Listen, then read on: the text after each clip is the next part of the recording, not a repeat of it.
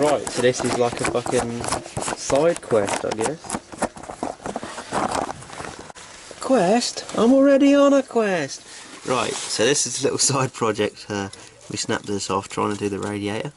So trying to do the radiator, but he did do it, but we snapped this off, so time has come to drill it out basically. So I'm going to go grab a dot punch, a drill and a hammer.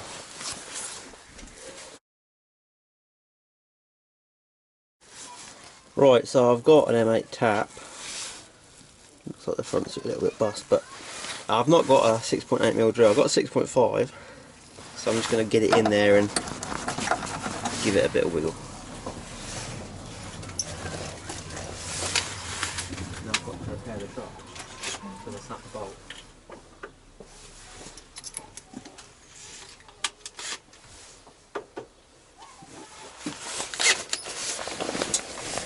So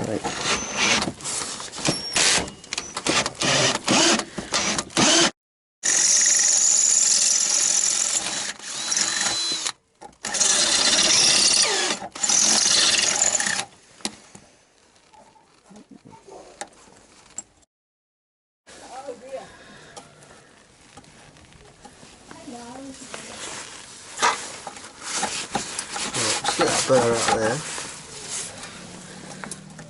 and then we can go in with the tap. So as long as the tap, yeah, so we're going to start in there, innit?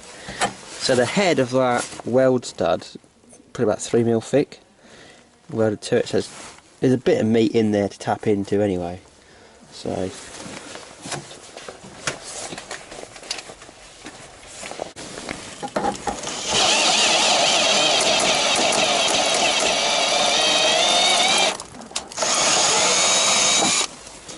nice. So now we can thread a stud into there. You have a look in there, that looks quite alright. So we'll get a stud. Ports, I ain't got no studs and I'm not bugging around, so here's a bolt. That's actually a forward bolt, so don't go crying, it's a forward part.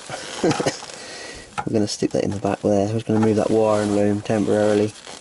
So squeeze this clip in at the top, that wire and loom will drop out, and we'll thread this in the back. So bolt, bit of thready,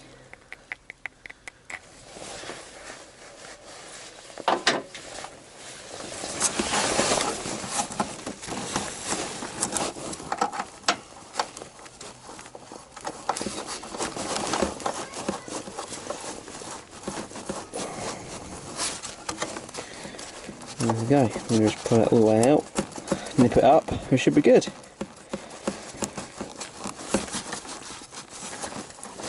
I appreciate not everyone's got tap or die, but it's what you can do. So now I'm just going to grab my 12mm spanner and nip it up. Should be good as new.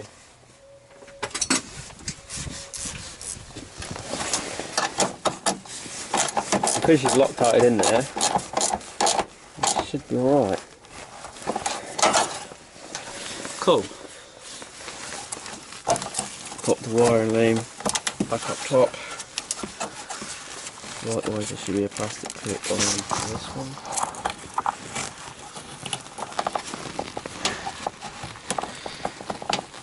There we go.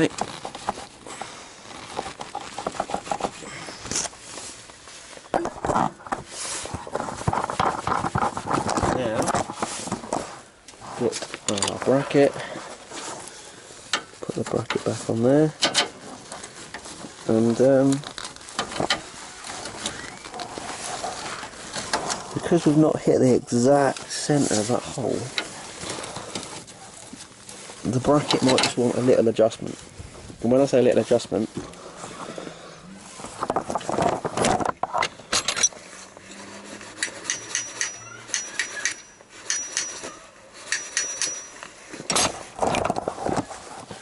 just knocking that tab in a little bit. There you go. It's all good. So what I'm going to do is just cover that in grease so it never seizes up. Obviously, you can't use that bolt, so we'll have to use something else. Don't really want to go just chucking a normal bolt on there, because obviously the Mazda bolts are all 14s and 12s. There's no such thing as a 13. So we'll just bung this on here for the time being, I think. And then when I go down the field, I'll grab a load of nuts. That's the great thing.